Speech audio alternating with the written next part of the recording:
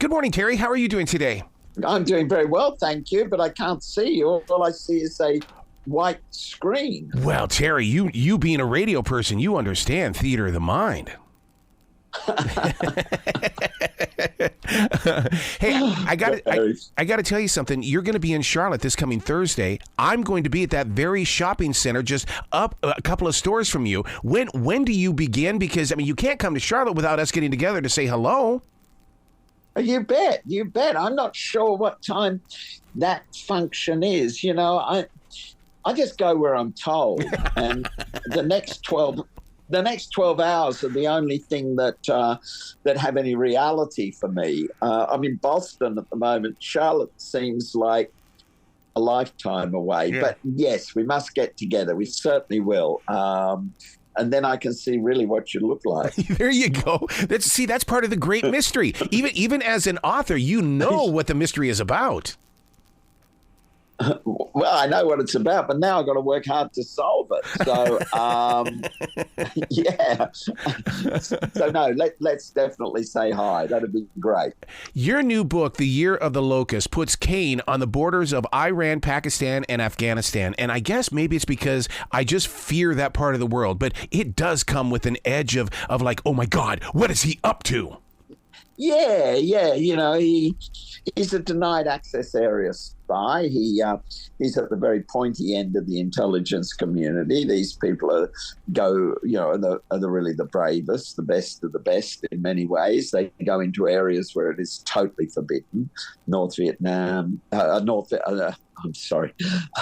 Korea and Yemen, the very bad, most secret areas of Russia. If I was writing it today, he'd be going into Gaza. And that. So he's in that area and he's entering Iran on a mission. As the fate of the West or the fate of a lot of the world will depend on his success. So the stakes are very high, the environment's very dangerous, and it tests him to the very, very limit. Well, he's on a really big mission right now to gain access to the safety of a man with information. So, I mean, this man's information, that's like a great mystery to me in the way of going, okay, what does he know? What is he going to do with it? And can it be sold? Yeah, that's exactly right. And I can't say what happens to this man because I don't want to give spoilers away, but it's not very pleasant. Mm-hmm. And Cain gets swept into something that will test him to his very limits. Part of the criteria of writing the book, from my point of view, was that every few pages he had to be in intense jeopardy. When you're doing this sort of stuff and you know that it's epic, you know that it's sprawling, you know that it's going to go all around the world, you know that it's going to be long, you have to do it in such a way that the reader will keep turning the page. Every paragraph I say to myself, will they read the next paragraph?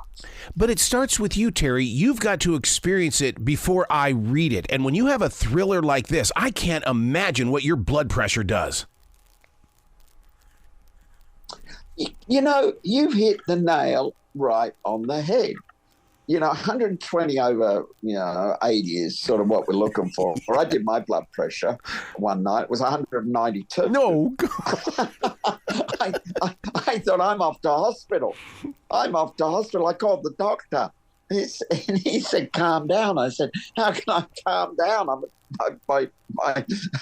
My aorta's about to explode. I don't know what's going to happen. But anyway, we upped the medication, and but it's funny you should say this, because every couple of days I sit at home with my blood pressure monitor, and I can tell you this: it's way into the normal zone now, because I finished the book. Prior to finishing the book, I was like, will I die before I get this done? So you've hit the nail right on the head. The blood pressure is the problem, not writer's block. Oh my God, Terry! I got to be honest with you. My 2 books ago, for me, I finished it up on June 20th of 2009. On July 21st of 2009, the day after, I had a heart attack. That's why I bring it up, because I mean I feel the same kind of energy moving through this book. That it's like, oh my God, he had to have experienced something.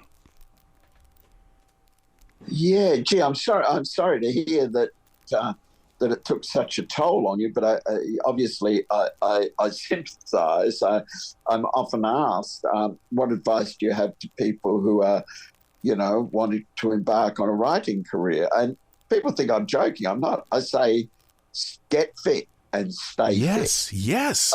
Writing is it's a wonderful job, and I think it's an important thing to do. But it's not worth dying for. It isn't. And it's a very sedentary occupation.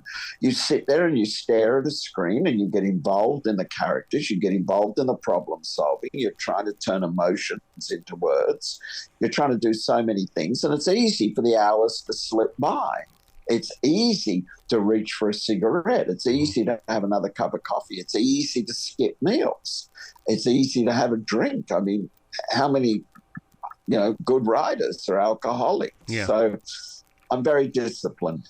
Yeah. I'm really disciplined, but even that didn't help me. So, yeah, you have to go through it. And the more harrowing I got on the page, the higher my blood pressure went. So, yeah, you've got to manage a whole lot of things.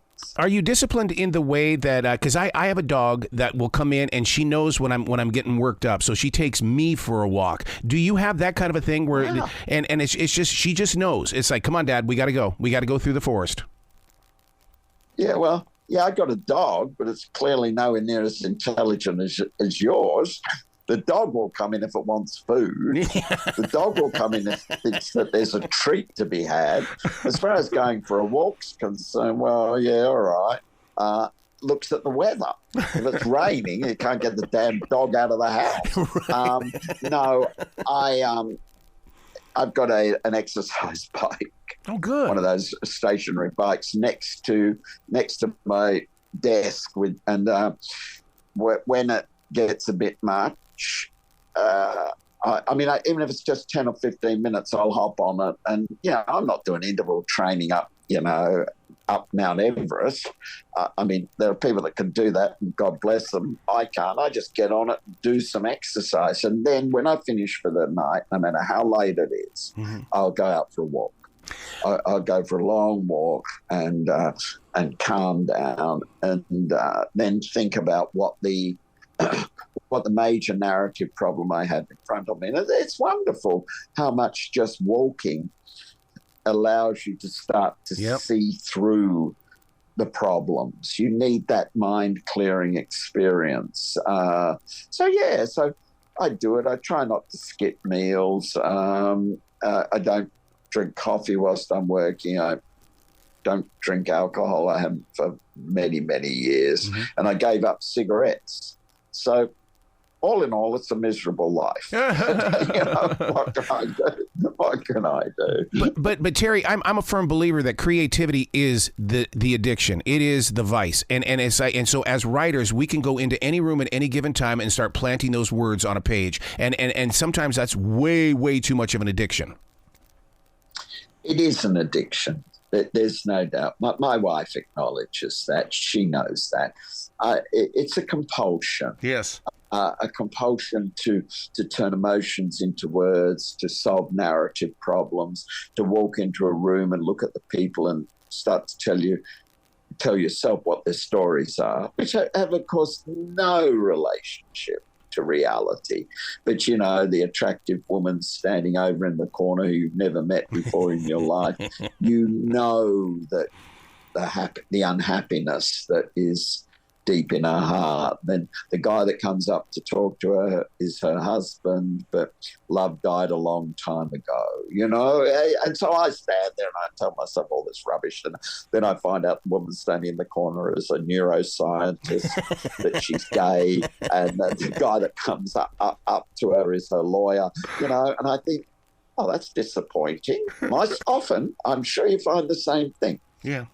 Often it is a better world than the one that we inhabit. You know, the world that we create imaginatively is a better and more interesting world. So so I'm all for it. You know, the kids say, "Oh, for God's sake, Dad, get real." I know what they mean.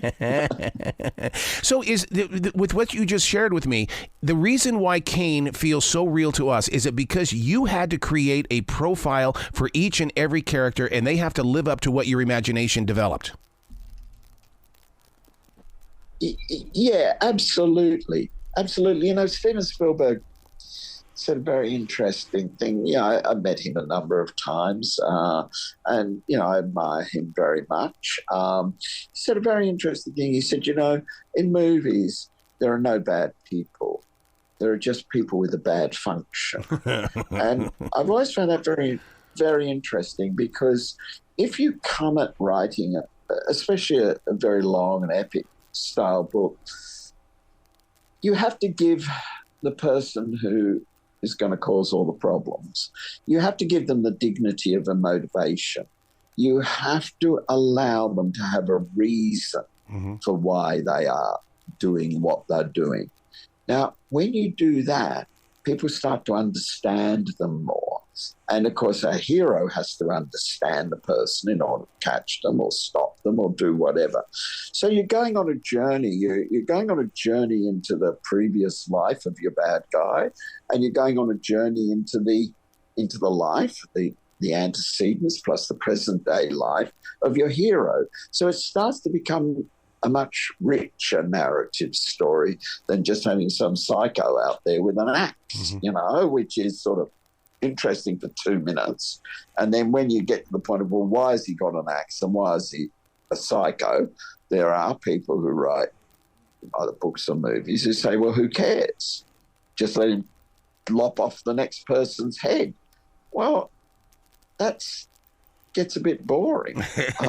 I mean, slasher pictures and slasher stories are not something that's going to engage you for 800 pages. So, yeah, I build up an understanding, I hope I do, of every character in it, because even the more minor characters can have a very interesting story to tell and very interesting aspects to their life. And hopefully by the time you finish reading the book, or, you know, it's true with Pilgrim, I think it's true of Locust, you feel like you really know these people.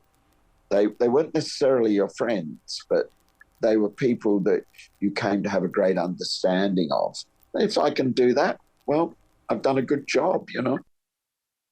When you develop the storylines for Kane, do you ever find yourself in a position where when you're writing, you feel the presence of Kane looking over at you because he's waiting for the next lines to come through him? Yeah, it's a problem. Yeah. I always think... I always think, you know, your characters are like your kids. You know, when your kids are little, they're great. They do what they're told. Yes, Dad. No, Dad. Don't do this. Don't do that. And life is good. It's very exhausting, but life is good. Then they become teenagers. They decide they're going to do what they want to do. And you can tell them whatever you like. When they say, oh, yes, Dad, oh, whatever, Dad, you know, come on, Dad. Yep. We don't want to hear again about what happened when you were a kid, you know. Did they have cars when you were a kid, Dad? How old were you when you first saw a telephone? Were you amazed? Stuff like this, you know. So the characters are like that.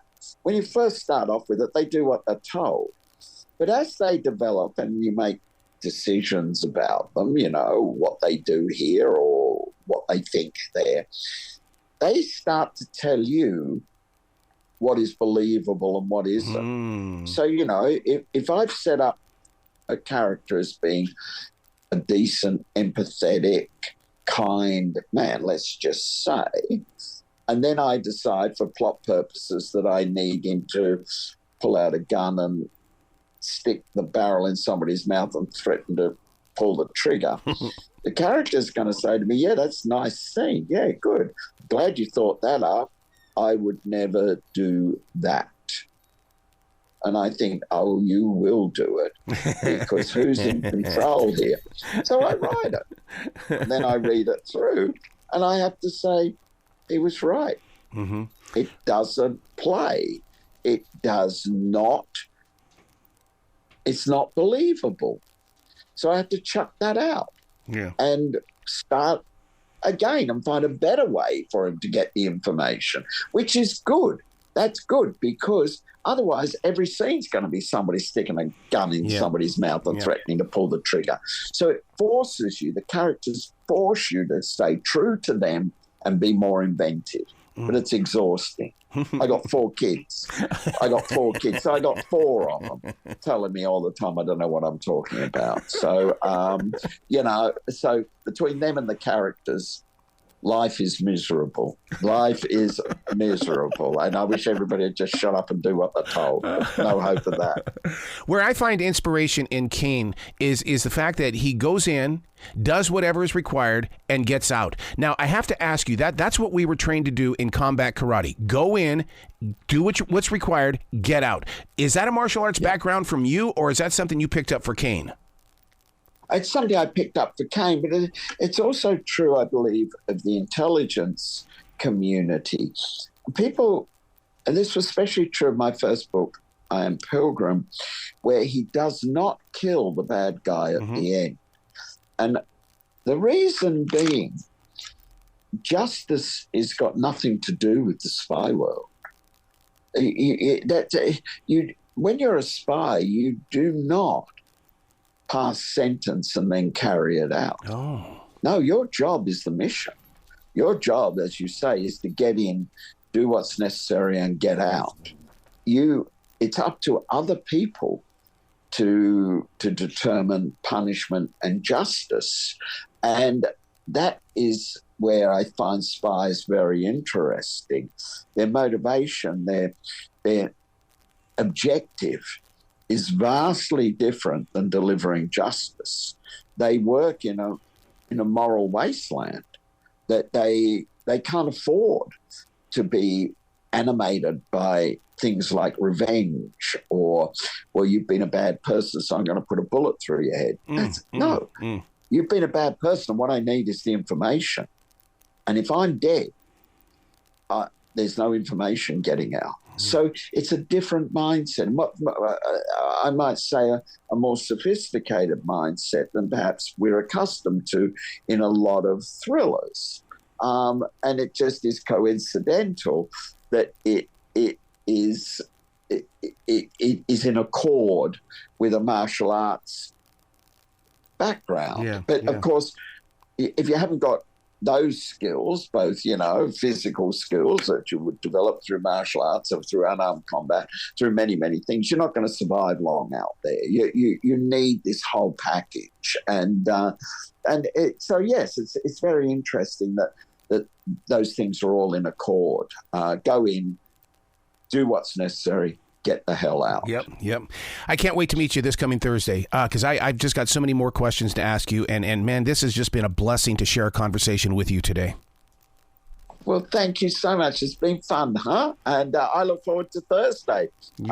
You'll see what I look, or you'll know what I look like. You are the mystery man at the moment. So come up and tap me on the shoulder. I will. Well, you be brilliant today, okay, sir? Well, thank you so much. Thank you.